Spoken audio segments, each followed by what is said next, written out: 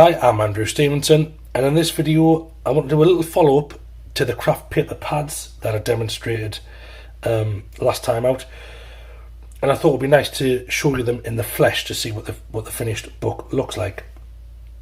Now, disclosure, these aren't my books, these are ones that my girlfriend made. I didn't have any physical copies of mine, but they are made in exactly the same way as I showed in the video, and also I showed her how to make them. So this is the exact same technique. So this is the first one. In all honesty, she's better at making covers than me by far, so these look a lot better than the ones I made. And she's got her own little scrappet branding there, which is pretty cool. It's the same 8.5 by 8.5 inch page, 8 designs over 24 sheets. So she's got 3 copies of each, whereas I had 4 designs of 6. So then scrap it in the middle. This, by the way, is a gloss cover.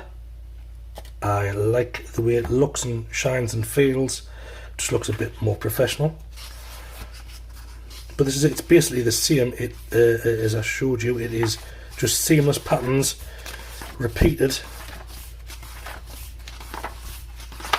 endlessly. Well, there is an end, of course, but all the way through the book it's just the same patterns, same 8 repeated 3 times. The cover she designed in Canva using just little strips of the digital image to make a colour, like a sort of collage, and then put her branding on the front with a little drop shadow. I think it looks really good. It sells well. The Halloween's a bit off centre there, but I will inform her.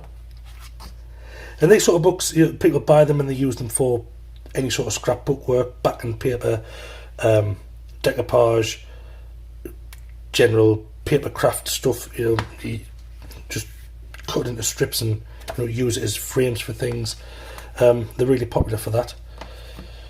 This next one is a matte cover.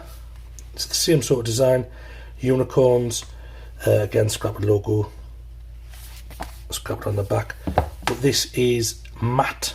So I don't know if you can see, it's a bit more dull.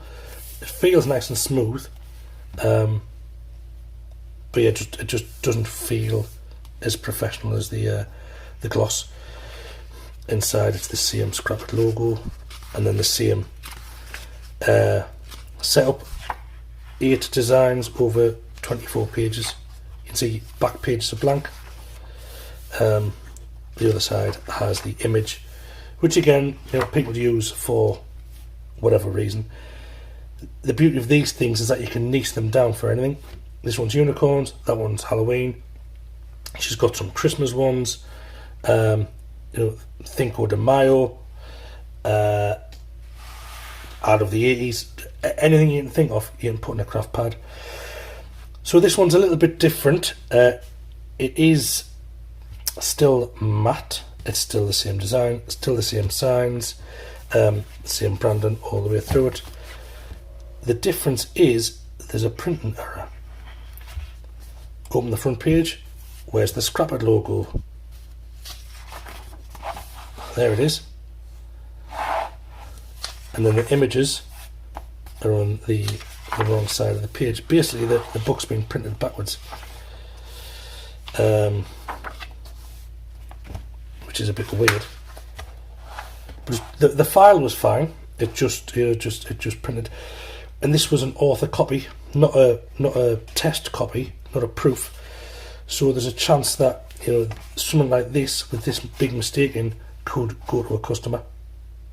Now, in all honesty, in these sort of books, it doesn't make a difference because the page is still usable. I don't think anyone would even notice that it was backwards. But in a novel or a high content, medium content, low content book, if your pages are backwards, people will know. But it's something we can't do about, unfortunately, do anything about. We'll just get the negative review. So that is it for today's video. I just wanted to show you what these books are like, and you saw how easy they were to make. I will link to the creating video, of course, in one of the cards. You'll see it above the video at some point. Yeah, really simple to make. You can make them in any niche you want, and each niche has a potentially massive audience, so you can make your money.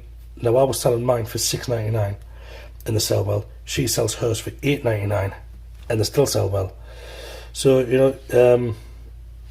just goes to show, if you make something that looks quality, you can sell it.